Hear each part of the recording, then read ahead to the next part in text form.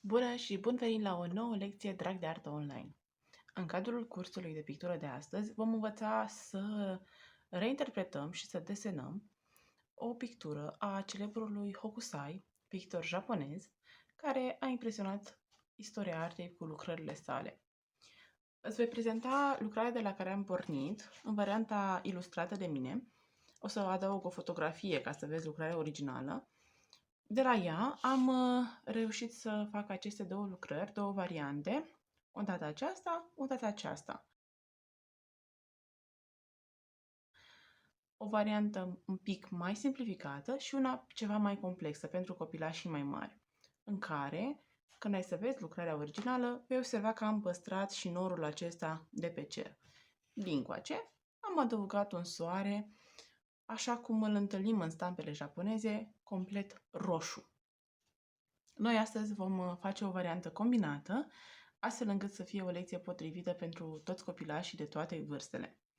Pentru că de multe ori am fost întrebată ce materiale folosesc, îți propun să cauți în librării sau la magazinele de specialitate, cum este în orașul Iași, Top Art, de exemplu, dar și online se găsesc, blocurile de la Daco, pentru că sunt o variantă accesibilă și care au totuși un gramaj bun. De exemplu, aici scrie acoarelă și 190 de grame. Nu este ideal. Pentru acoarelă eu consider că avem nevoie de cel puțin 250 de grame, dar fibra și structura rezistă foarte bine atunci când punem apă. Adică nu s-a ondulat, nu a trecut pe partea cealaltă, este regulă și că tot vine școala, îți va fi de folos atunci când la școală vei picta. Dacă ai să ai teme de desen, adică în creion, îți recomand să-ți iei unul cu foaie mai subțire, astfel încât pe acesta să-l păstrezi pentru pictat. Deci vom picta astăzi. Bun. Observ că mi-am prins foaia de masă cu o bandă de hârtie, aceea de la magazinele de bricolaj, de exemplu, care se folosește când văruim pereții. Avantajul este că în comparație cu o bandă scoci, ea nu smulge foaia, adică nu ai să te trezești cu surprize neplăcute. Acoarele, eu le am pe cele de la, cred că sunt Sone. Le am de foarte mult timp, trebuie să mai schimb câteva dintre căsuțe, doar că nu am reușit să ajung încă la magazin. Dar avantajul lor, de asta și durata lor de viață foarte îndelungată, este că au pigmentul puternic. Dacă ai acasă din acelea micuțe colibri, sunt super. Este o variantă potrivită pentru copii. Dacă nu vrei să faci în acoarele sau nu ai acasă acoarele, folosește tuburi. Este în regulă și în acoarele și în tub să lucrezi, adică acrilic, guașă, tempera. Atenție, atât îți mai spun, dacă vei folosi acrilic, el pătează și dacă murdărești ceva pe lângă, o să rămână acolo. Uite cum am pățit eu aici, pe marker cu maroul. Să recapitulăm. Facem o lucrare după Hokusai, se numește Marele Val și practic avem niște valuri uriașe, este o furtună practic. Istoria spune că ar fi fost pictată după ce a trecut un tsunami pe lângă Japonia. Aici avem în depărtare ceea ce pare a fi un val, să știi că de fapt este muntele Fuji. Avem norii aceștia învolburați așa de furtună, calmul care a venit după și niște bărci. Practic, oamenii erau pe bărci și valurile foarte mari îi chinuiau sau îi încurcau puțin să meargă. Ca la orice furtună de altfel. Bun. Pe lângă faptul că vom picta, vom folosi la urmă și contur, ceea ce folosim destul de rar, pentru că tind să mergem spre realism. Vom folosi un marker. Eu am aici un marker Centropen, dar nu contează. Opa. Important este să fie un marker negru. Este mărimea M, căci acesta l-am în casă și nu am găsit unul mai gros. Cumva îmi va fi mai ușor pentru faptul că are vârful subțire să lucrez. Dar dacă ai un marker foarte gros acasă și nu reușești să faci conturul cu el, poți folosi, bineînțeles, un creion negru decolorat. Dar atenție să se usuce lucrarea înainte. Și dacă nu ai niciuna, nici cealaltă, vei putea să faci conturul cu o pensulă mai subțirică și luând nuanța de negru.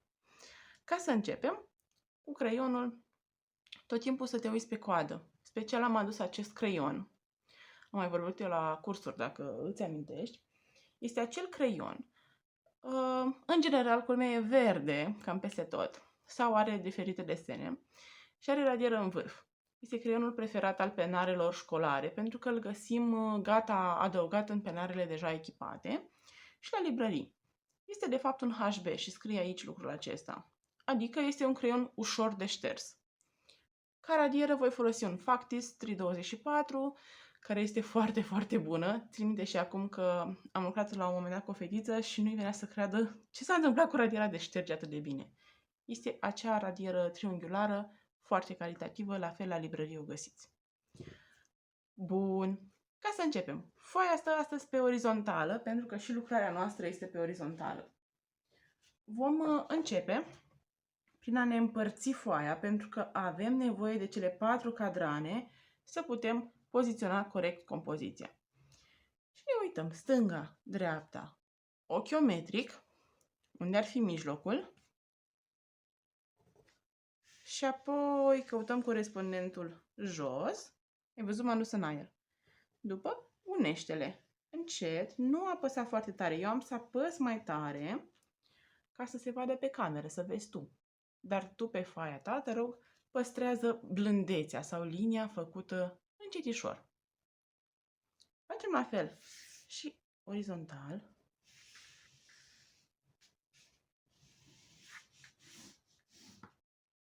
Așa, un mare plus. Foarte de folos este pentru că, ia uite, dacă ne privim lucrarea, avem aici, în partea stângă, în cadran, că practic ne ies 4 cadrane, avem valul ca un deal așa, jos aici avem bărcuța și celelalte valuri, aici muntele la mijloc și în dreapta soarele. Vom merge pe varianta aceasta cu soare. Bun. Începem așa. În partea stângă vom face valul ca pe un deal, adică îl pornești din stânga, de aici de pe linie unde ți arăt, și ai să urci spre dreapta. Ca să nu ieși din foaie sau să nu fie înghesuit, măsoară aici un deget și îți faci un semn. O linie, practic, care ne va ajuta să nu depășim. Apoi, pornesc de aici până la linia mea rotunjit, adică, uite, ca și când aș face o jumătate dintr-un U și apoi fac curba spre dreapta. Și venim chiar aproape de linia aceasta de mijloc sau mediană. Când ne apropiem de ea, observ că mai am aici 2 degete, cam așa. Îți amintesc că sunt aproximative măsurătorile, că mâna diferă ca mărime. Încep să încrețesc. Tâc, tâc, tâc, tâc, tâc, tâc. Nu-ți bate capul prea mult, o linie ondulată. Apoi, de aici mă întorc în partea stângă, aproximativ paralel, adică încerc cumva ce am făcut aici, să fac și de desubt, dar ondulat. Uite așa. O să arate așa ca un fel de guriță de Pac-Man, mai furioasă. Ce observ? Am oprit deasupra liniei. Da? Nu am venit până la linie, pentru că mai are aici încă o bucățică în afară, dar mai mititică. Adică, de aici vin cam până la jumătatea primei forme, toc, ondulat sau creț, și cobor un pic și iarăși la stânga. Este un val foarte învolburat, deci are foarte multă spumă, creață. Și arată ca un fel de mini-guriță aici. Și apoi observ, o să merg înapoi în stânga. Practic, mai fac aici în jos un pic, mă întorc și apoi spre stânga. Ca reper, eu am aici aproape 3 degete. Poate fi și mai îngust, poate fi la 2 degete, poate fi la 4, dacă vrei să fie mai mare, mai multă spumă. Depinde cât de agitată vrei să fie marea. Ca să arate val, că momentan ar fi un dinozaur dacă îi facem un ochișor aici, avem nevoie să plecăm de dedesubt, adică măsoară-ți un deget sub forma aceasta, uite la mine înseamnă aici, și o să plecăm curbat de aici în dreapta. Poți să-ți iei ca reper să ajungi cu linia ta până aici în colț. Sau poți să măsori întâi de la linia de mijloc un deget în jos, faci semnul. E posibil să te ajute varianta aceasta mai mult. Și plecăm așa, curbat. Am grijă să trec pe lângă sau prin semn, dacă reușesc, bineînțeles. Și apoi încep să fac rotund, să urc și chiar să ies un pic deasupra. Să nu fie chiar pe linia de mijloc. Lasă mâna să alunece. Mai repetăm o dată linia aceasta. Când am venit așa la vale, încearcă să faci o bifurcație, adică cam pe aici la mijloc să mai faci o linie în jos. Practic e un alt val. Uite așa.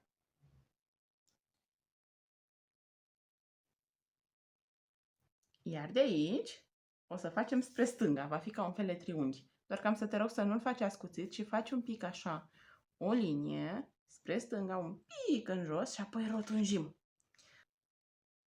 Acesta nu este muntele, este valul, un alt val. Ce o să fie foarte util de făcut va fi să marchezi cu câteva linii, uite așa rotunjit aici, felul în care stă apa, că e curbată și urmează să se prăbușească valul, pe creasta valului, iar aici să-i facem spuma.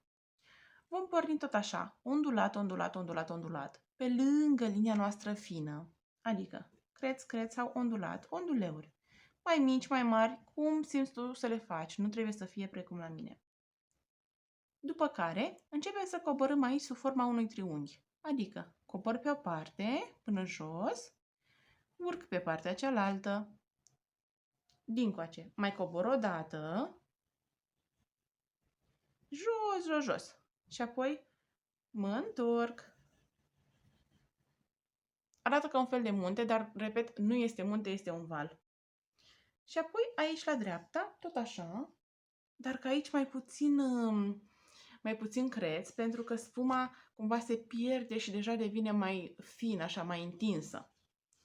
Și uite cum poți să faci lucrul ăsta. O linie,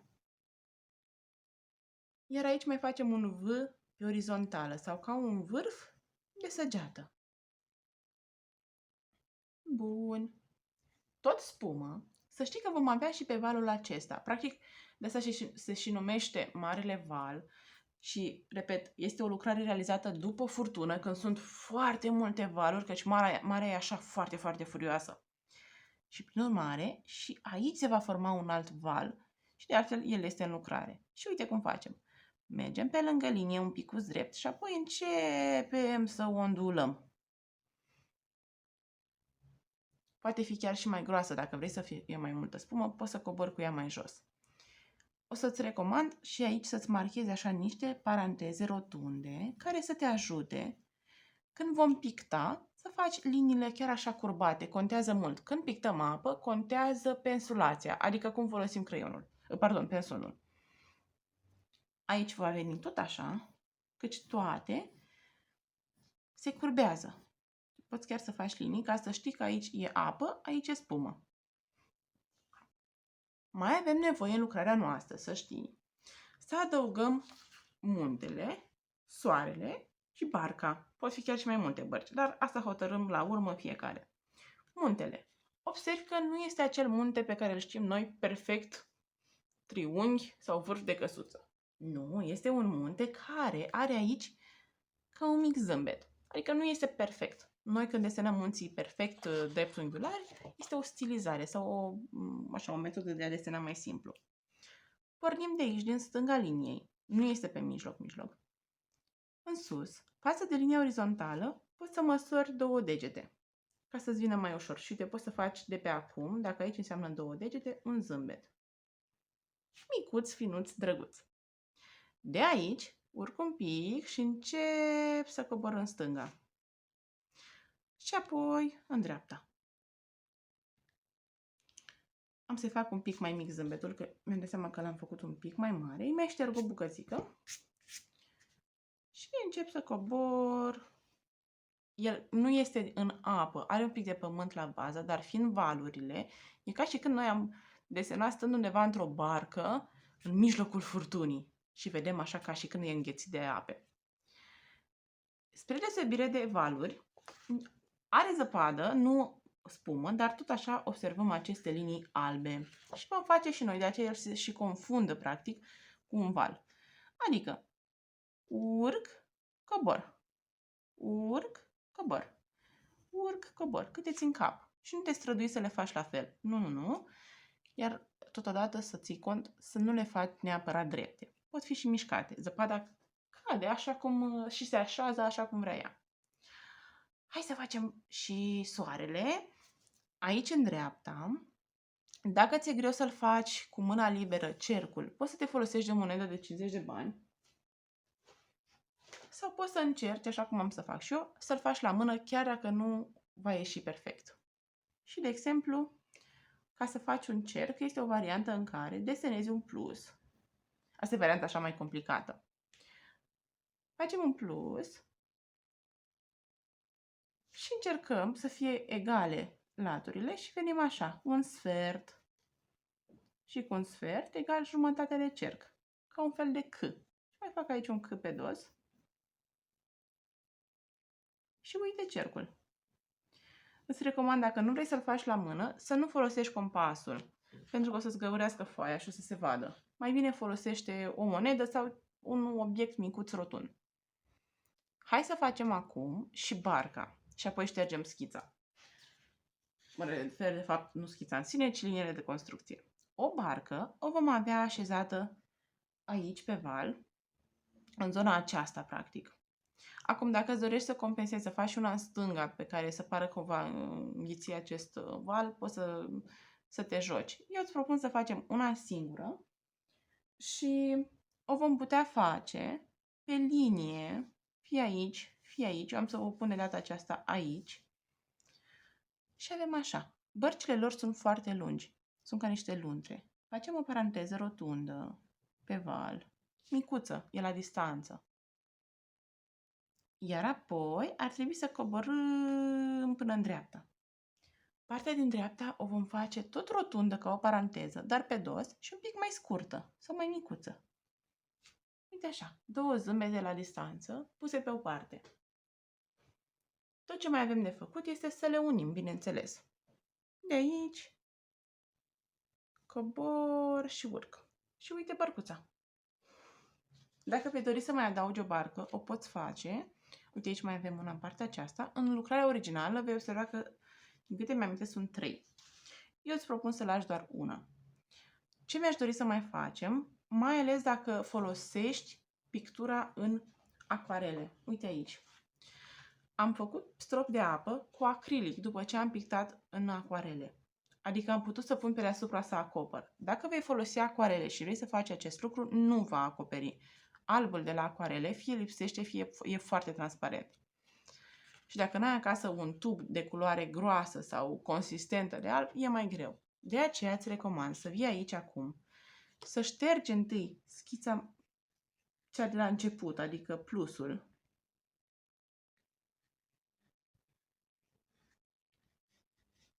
Peste tot. Și la soare, dacă ai făcut varianta aceasta cu plus, curăță bine bucățile acestea de radieră, scapă de ele.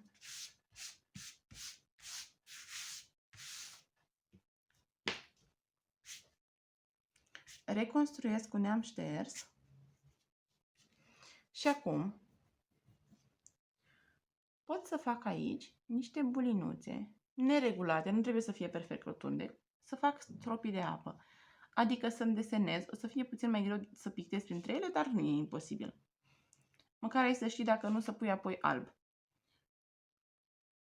Câțiva stropi. Uite așa. Și acum hai să ne apucăm de pictat. Dar mai întâi te rog să ții cont, să te uiți. Că acum tu știi cum ai desenat. Aici e spumă.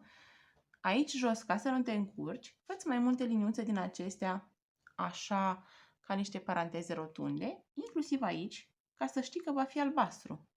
Doresc ca barca mea să stea în fața valului. Dacă crezi că nu o vezi, poți să o hașurezi un pic așa cu creionul, ca să-ți amintești că ea este acolo. Aici va fi tot albastru. Aici deja știu că am marcat.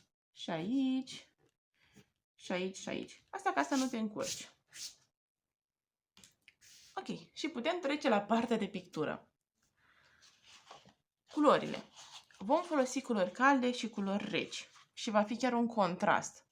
Pentru că la varianta aceasta simplă, în care observi lipsește norul, avem portocaliul lângă albastru. Dacă cumva îți dorești să faci norul acesta, pur și simplu în zona aceasta, ai să faci o formă neregulată și renunți la soare. Acolo ai să pui gri, în rest ai să lucrezi cu portocaliu și galben.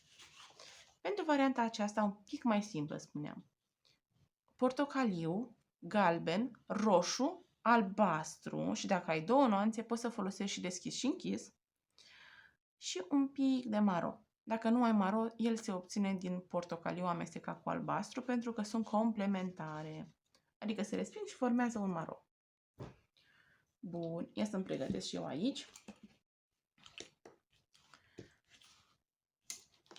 Nu uita, foarte important, să folosești șervețel sau hârtie igienică ce ai prin casă. Dacă folosești acoarele, așa cum am eu, ele sunt tari, chiar și cele colibri care sunt un pic mai cremoase. Pune întâi câte un strop de apă peste ele. La mine va fi portocaliul, galbenul. Iau pensula și stropesc aici. Mai este și varianta să folosești un puf din acela de la magazinele de cosmetică pe care să-l umpli cu apă. Și apoi să pufăi pe deasupra cu apă. Bun. După ce am făcut această etapă în care am stropit, trebuie de fapt să învârtim culoarea și vom începe cu galben. Adică să fac apa aceasta, să o amestec, să dezolve culoarea și să devină o apă colorată. Paleta de pictură este bună să o ai dacă vrei să amesteci mai multe culori. Eu mă descurc și fără, dar pe paletă, de exemplu, poți să testezi culorile. Aici.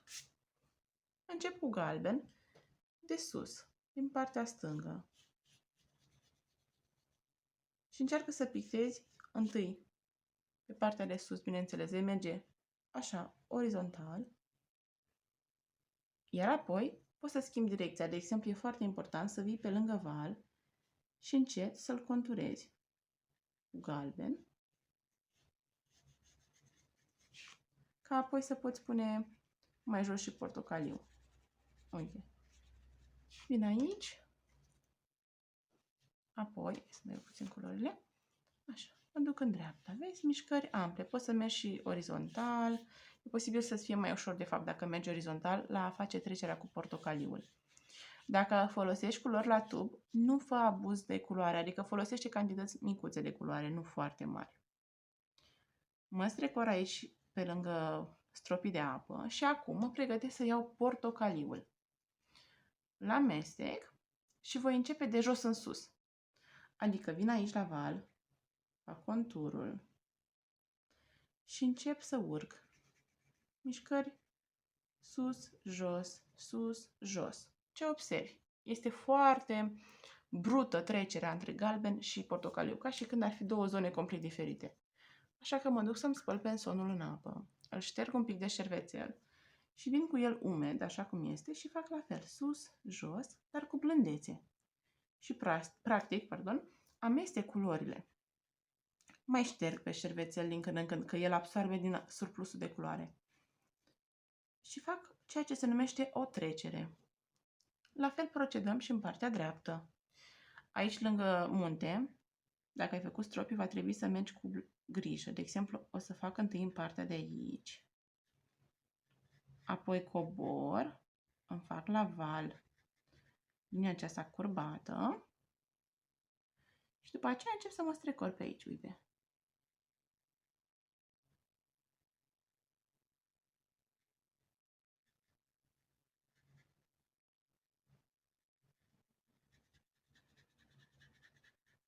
Sus, jos, sus, jos. Și din nou, mă duc în partea dreaptă întâi, urc. Așa. Și încep să ridic culoarea. Vezi, mișcări destul de ample. Poți să mergi pe varianta micuță de a lucra așa, fără nicio problemă, doar să ții cont să nu-ți dai peste val. Aici, încep să mă apropii. La soare, dacă cumva se întâmplă să depășești, nu e nicio problemă, că el va fi roșu. Acum, eu zic că peste tot, dacă se întâmplă cumva un accident, noi putem corecta. Așa că nu te stresa în cazul în care, nu știu, scapi pensula sau se întâmplă altceva. Aici, cu pensolul spălat și un pic șters pe șervețel, mă strecor ușor, ușor peste galben. Ce mi-aș dori tare mult este să încerci să nu faci o linie dreaptă, uite cum este acum la mine, ci să intri un pic cu culoarea, într-un loc mai mult galben, mai puțin portocaliu, în celălalt invers, adică să nu fie o dungă perfectă la îmbinarea culorilor. Și din contră, că nu o să întâlnim pe cer, dacă să te uiți la apus, nu o să vedem niciodată culorile așa perfect, pe fâșiuțe, una galbenă, una verde, una roz, depinde ce culori ne dorim la apus. De exemplu, cum întâlnim pe curcubeu. Aici, întind, am grijă să nu am spații albe la soare și gata. Și pregătesc roșul teoretic, însă, dacă l-aș pune acum, s-ar împrăștia. Așa că îl las la uscat, spăl bine, bine pensula și mă pregătesc să iau albastru. Ia să văd dacă mai am din acesta ceruleu. Am unul deschis și unul închis. Învârte. Dacă folosești paleta, ia culoare de aici, pune pe paletă și diluează cu apă. Avem nevoie primul strat să fie așa un pic mai diluat sau mai deschis. Și o să venim așa, pe lângă liniile noastre, încetișor. E în regulă dacă cumva schimbi linia aceasta. De exemplu, uite, să creezi aici un pic mai creață linia chiar. E ok.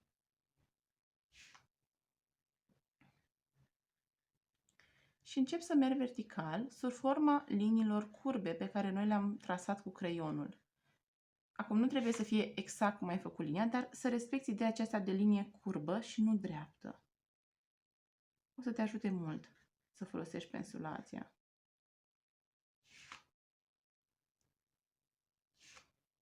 Apoi, continui. De exemplu, acum, dacă cumva când ai făcut în creion nu ai vrut să faci foarte crețe liniile, poți să creezi o nouă linie. Mie îmi place foarte mult să schimb și în timp ce pictez. Și încep. Atenție, aici va trebui să faci linia așa zis dreaptă sau de fapt tot rotunjită, dar fără partea aceea creață. Și încet, încet fac un pic, iau albastru, umplu zona aceasta. Cu blândețe, da? Nu te grăbi și nu apăsa pe foaie.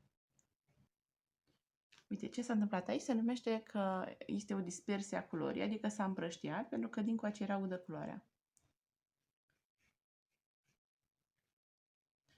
Și iarăși, să nu te... Uite, aici am intrat un pic, am să corectez. Pur și simplu îmi schimb linia de aici de la vale și gata. Eu nu am alb la coadele. Nu te stresa dacă, nu știu, nuanțele, de exemplu, de albastru nu sunt la fel. Nu ai să găsești nici în realitate nuanțe exact la fel dintr-o parte în cealaltă a unui val. Uite, de exemplu, eu am aici, am luat un pic mai închis și pur și simplu îl integrez. Încerc să-mi las libere aceste zone pentru stropii de apă și revin. Conturez.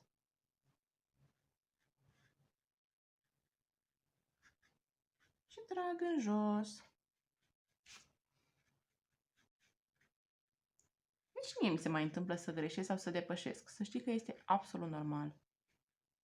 Uneori când pictăm, ne ia valul, ca să spun așa, și atunci lăsăm mânuța să meargă un pic mai liber și mai depășim. Uite, aici, pentru că era zona aceasta foarte închisă, încep să arunc în sus niște linii din culoare ca să nu pară așa brut. Și uite, am să fac din nou linia. Bun. Următoarea, o să mai pun niște apă pe albastru, că e foarte concentrat. Și am să încep să mă strescor pe aici la vale și să-mi ocolesc barca, pentru că va fi maro, dar un maro mai deschis. Nu prea am eu cum aici să fac sub forma unor paranteze rotunde, dar mă ajută să le fi desenat, pentru că acum eu știu unde am apă și unde este spuma de la valuri. Mă concentrez un pic smuți și apoi continui. Te rog să faci și tu la fel.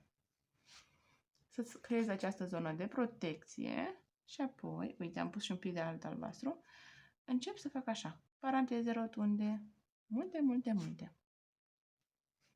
Mi-am dorit să pun și un alt tip de albastru, ca să le mai intercalez așa. Nu prea am mult din celălalt și de aceea evit să-l folosesc. Dar dacă ai, poți să faci o dungă așa, o dungă așa. Atenție aici. Și încep să urc. Uite așa. Aici am la fel o zonă mică și sigur o ai și tu, pe care o vom face pur și simplu de la stânga la dreapta. E cea mai simplă parte. Și continuăm cu partea de jos. Am să te rog totuși să schimbi, să începi să lucrezi în stânga. Am ajuns în dreapta, ne întoarcem un pic în stânga. Vino pe lângă zona aceasta de spumă. Întâi. Poți să tremuri mâna așa cum îți dorești tu. Important este să o detașezi de spumă. Și apoi paranteze rotunde, paranteze, multe, multe paranteze rotunde. Uite, am să pun și albastru celălalt. Ca să am la fel și un pic de albastru mai verzuliu.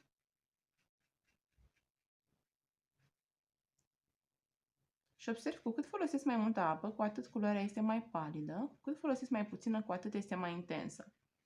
Ce am observat eu este că există o tendință de a face acoarele foarte diluate, de a le dilua cu multă apă și culorile atunci sunt palide. Și de multe ori copiii de aceea refuză să lucreze în acoarele, acrilicul fiind mult mai țipător. Dar iată că dacă nu pui multă apă, culoarea poate fi stridentă sau vibrantă sau evidențiată. Pentru simplu fapt că eu în loc să fac așa, asta înseamnă cu multă apă, învârt un pic de mai multe ori și uite, este un albastru, adică un albastru concentrat. Și aici, iarăși cu formă de paranteză rotundă, pe cât posibil.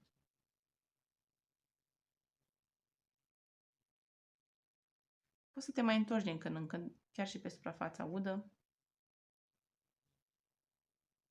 Din nou, albastru. Am să vin un pic aici. Așa. Și acum. Aici era tremurată. Dincoace nu.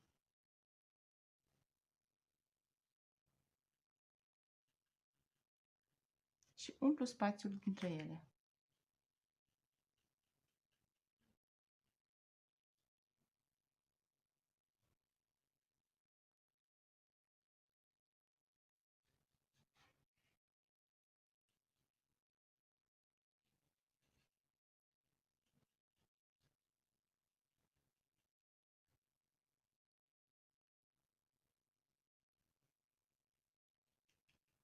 Uite așa.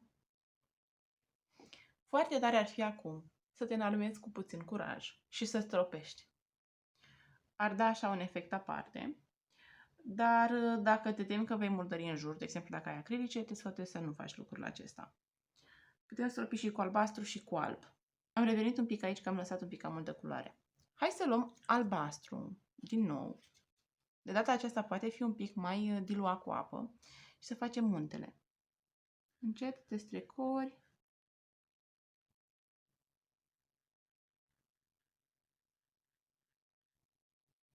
Atenție aici unde apare și spuma.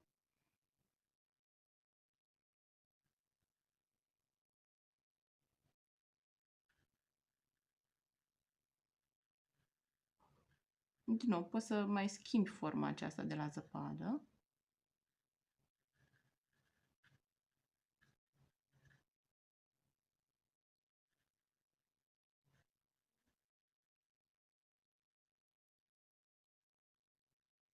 Uite așa. Poate te întrebi, ce facem cu spuma? O lăsăm doar albă? Să știi că nu. Și acum o vom trata și pe ea. Și anume, cu pensula, ai văzut, am spălat-o un pic, o șterg un pic de foaie, practic am o leacă de albastru. Vin pe marginea fiecărui val. Să fie un albastru foarte diluat. Practic, la partea de jos aici, spuma se sparge sau se diminuează și atunci vedem și valul. Apoi, iarăși, aici, în stânga,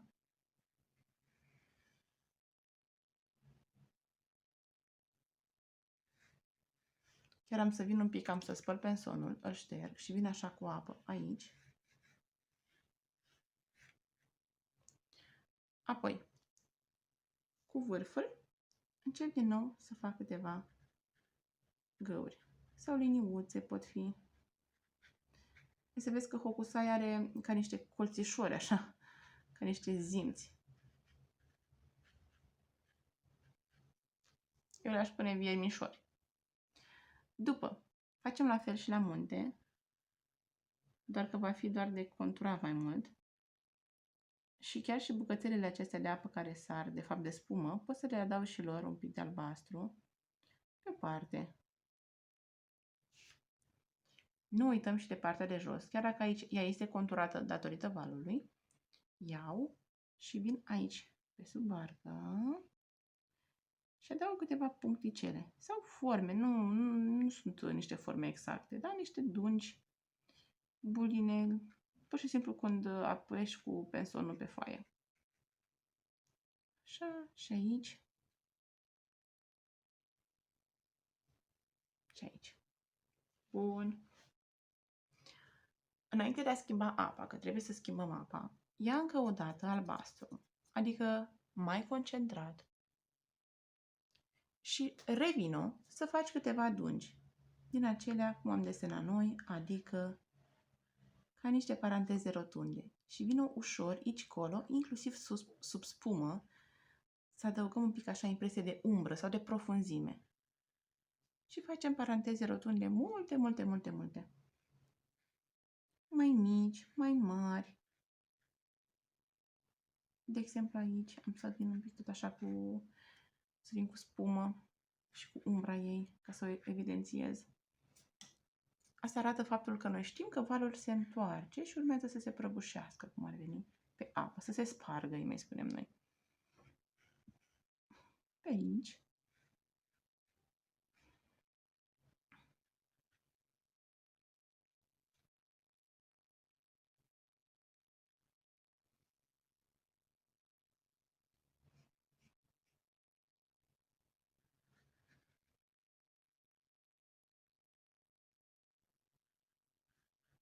Și chiar și pe munte poți adăuga 2-3 lungurițe.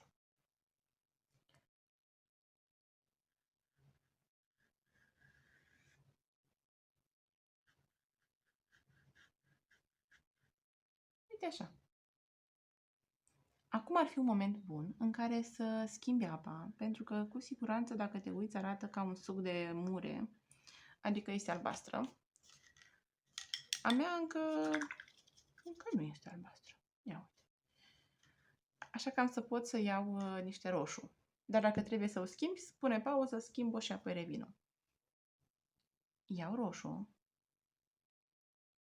și fac soarele roșu. Prima dată îl voi face conturat.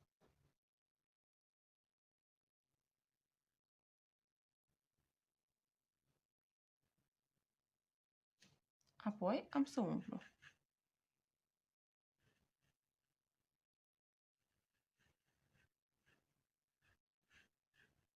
Uite așa. Dacă vrei să fie și mai intens, poți să amesteci și cu niște portocaliu. Sau poate ai cumva un roșu mai magenta, uite cum e acesta, mai sângeriu așa, mai bordeaux. Și te poți juca și cu el. Ia uite că ne apropiem de final și deja arată super bine. Hai să luăm pentru barcă un maro deschis. Ei foloseau lemnul, bineînțeles, de bambus și prin urmare am avea nevoie de un muștar sau de un ocru, galben ocru îi se mai spune. Acel maro deschis, care se seamănă cu muștarul și pe care îl poți obține amestecând maro cu galben sau poți să faci, să amesteci, dacă nu ai maro, albastru cu portocaliu și niște galben și o să-ți iasă. Uite așa arată. Dau un citișor barca și am grijă să fie uscată marea din jur. Iau un pic mai multă culoare și adaug în partea stângă. Am revenit, practic, un pic în stânga. Tadam! Ia uite ce repede a prins viață peisajul nostru marin. Îți spuneam că merită stropit și în special, merge și cu albastru, dar în special cu alb, cumva ca să justificăm că e spuma. Dacă vrei cu albastru să stropești, îți recomand să iei albastru, să-l diluezi așa cu apă și să vii deasupra desenului. Atenție, e posibil să sară și pe soare. Ideal ar fi să aștepți să se usuce și apoi să pui aici o foaie. Dacă nu ai răbdare așa cum sunt eu, poți să încerci varianta aceasta în care să stropești încet, predominant în partea stângă. Pe mine nu mă deranjează dacă mi-ajunge apa și dincoace, că dacă e o mare învolburată o să ajungă apa peste tot. Apoi, o să mă duc puțin, am să mă duc să-mi aduc niște alb la tub, pentru că spuneam că eu nu am lacoarele. Am un tub de acrilic alb de la Daco. Niște culori foarte bune de acrilice mari și chiar albul eu recomand să-l aveți în tub mare, că de regulă se consumă foarte repede albul. Bun. Acum, îl diluez aici cu apă. Și încep să stropesc. Bat peste penson. Ia uite ce efect frumos. Poți să stropești cât îți dorești de mult. Nu facem nici exagerat, dar oferă un aspect aparte când avem niște stropi. În arta japoneză e specific tare stropitul acesta ca să dea așa un aspect de fairy tale, de basm, de poveste cu zâne.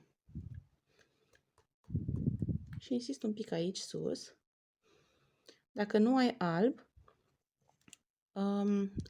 așa la tub, cred că poți să folosești niște corector sau să faci stropi cu albastru.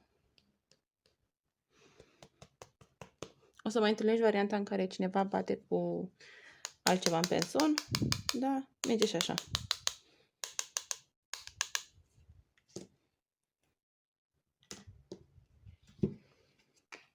Repet, acrilic Daco, un tub mare, de 200 de ml, dar ar trebui să faci un pe un an întreg școlar, dar e de luat pentru acasă, nu la școală, că e greu și înseamnă că ar trebui să carați niște tuburi foarte mari cu voi. Ce ar mai fi de făcut este conturul, dar pentru această lucrare trebuie să stea la uscat, am să o las să se usuce și apoi revin. O mențiune. Dacă în timp cât ați stropit s-a murdărit masa de lucru și ați lucrat în acrilic, luați repede o cârpă sau un prosopel și ștergeți, că dacă nu, nu se va mai duce. În mare parte s-a uscat, adică stropii nu se mai au așa de tare pe mână, am să încerc să-i evit. Și am să fac conturul. Foarte important, repet, dacă nu ai un marker, folosește un creion colorat sau folosește, dacă nu, negru de la acuarele, dar cu o pensulă subțirică. Cu markerul conturăm de principiu tot. Dar ai grijă, da, să fie lucrarea uscată, că dacă nu, nu o să reușești. Opa, markerul meu începe să se termine. Sper să-mi ajungă să pot face conturul. Dacă nu, am să folosesc varianta cu pensula. Da, trebuie să-l pun deoparte și să iau o pensulă. La fel, îmi pun negrul, îl prepar cu apă, îl învârt, folosește un pic mai multă apă când vrei să faci conturul, dacă mergi pe această variantă, că ai nevoie culoarea să fie mai subțire, concentrată, dar totuși subțirică. Și înainte să te apuci de treabă, după ce ai amestecat, nu pune pensonul pe foaie așa, șterge-l complet. Să-ți fie așa curat, poți chiar să învârți un pic pensonașul și de acum înmoaie doar vârful în amestecul făcut de tine. Și am să încep de aici de sus. Încet. Poți să urmezi exact desenul sau poți să inventezi tu noi linii, adică nu e neapărat să mergi să faci conturul 100% cu exactitate. Există și linia modulară sau de accent, adică aici colo doar să pui negru. Aici mă joc. Așa. Dincoace. De obicei când vorbesc de accente mă refer în zonele acestea unde se întâlnesc. Uite cum e aici, că avem o zonă așa mai înghesuită, apoi avem lumină, cam în zonele de umbră. Pun și peste ce am făcut cu markerul, pentru că deci, dacă nu, s-ar vedea puțin diferența. Urc, fac.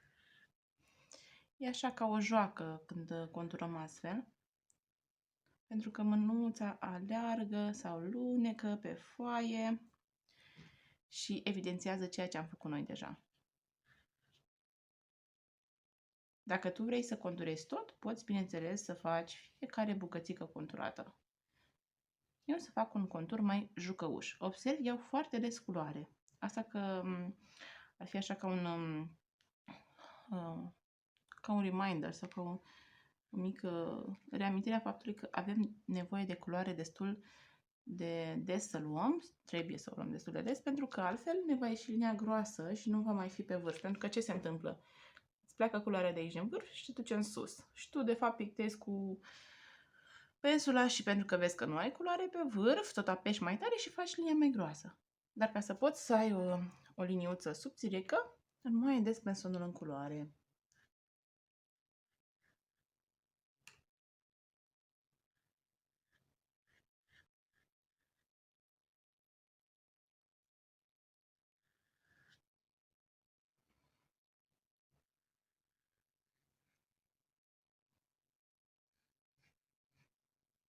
Uite așa.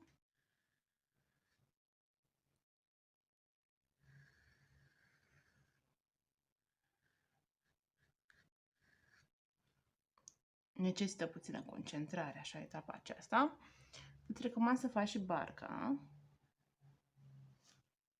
Poate îți dorești chiar să îi adaugi niște detalii. Te putem face niște liniuțe pe ea. Am să fac și linii la câteva dintre valuri. Aici, colo, nu peste tot. Le simt eu, așa că mi-aș dori să fie un pic mai evidențiat. Poți să faci și tu la fel. Știi că în artă e foarte mult de cum simți tu. Contează enorm partea aceasta de simțire, de suflet. Hai să adăugăm și aici. Și în dreapta. Și apoi am să fac un pic și aici la stropii de apă. Repet, când te vei uita pe imagine să vezi cea originală, ai să vezi că el are inclusiv aici făcuți acei sorzișori de apă sau, de fapt, triunghiurile acelea pentru spumă sunt tot așa conturate cu negru. Dacă vrei, poți să faci, dacă nu, poți să lași fără. Am să adaug și la soare, chiar dacă dincolo nu l-am conturat, ca să fie așa din poveste. Și uite așa, este gata. Ceea ce mai lipsește este semnătura mea, bineînțeles. Îți recomand și ție să te obișnuiești să semnezi pe foaie, pe față, lucrarea. Poți să scrii numele, poți scrie inițialele,